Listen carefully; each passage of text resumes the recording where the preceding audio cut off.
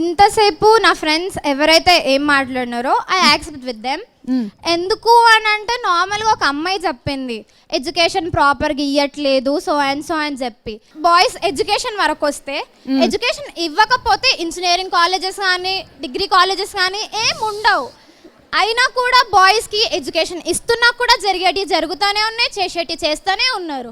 అంటే ఏంటి, పెద్దవాళ్ళు అంటే ఓకే ఫిజికల్ అపియరెన్స్ వల్ల అట్రాక్ట్ అవుతున్నారు అనుకోవచ్చు. Then what about children? నార్మల్గా ఎవరైనా చూసినా ఏమైనా చేసినా ప్రతి ఒక్కటి గర్ల్ మిస్టేక్ అని అనుకుంటారు. కానీ ఆ బాయ్ చూసే పాయింట్ ఎలా ఉంది, తన ఒక అమ్మాయిని ఎలా చూస్తున్నారు అంటే వేసే డ్రెస్ని బట్టి పాయింట్ మారిపోతుందా? కాదు కదా.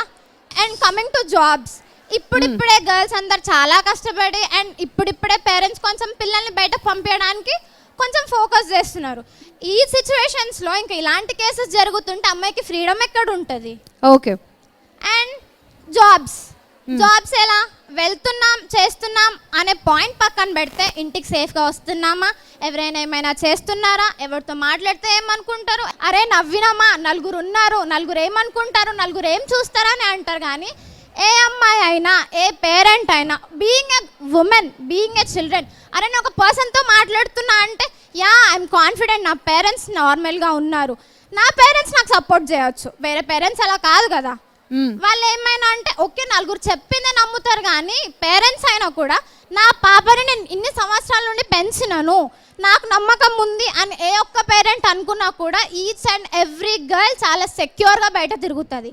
ప్రతి ఒక్క కాలేజెస్లో ప్రతి ఒక్క స్కూల్స్లో కానీ ఫస్ట్ కాన్ఫిడెంట్గా ఉంటారు. అలా ఉంటే రైట్, చాలా కాన్ఫిడెంట్గా ఉంటారు. లైక్ వాళ్ళు ఏమైనా చేయాలనుకుంటే కూడా ఓకే నా ఫ్యామిలీ నాకు సపోర్ట్ చేస్తుంది, వేరే వాళ్ళతో నాకు ఎందుకు. ఇప్పుడు నన్ను నా పేరెంట్స్ సపోర్ట్ చేస్తున్నారు కాబట్టి నేను ముందుకు రాగలుగుతున్నా.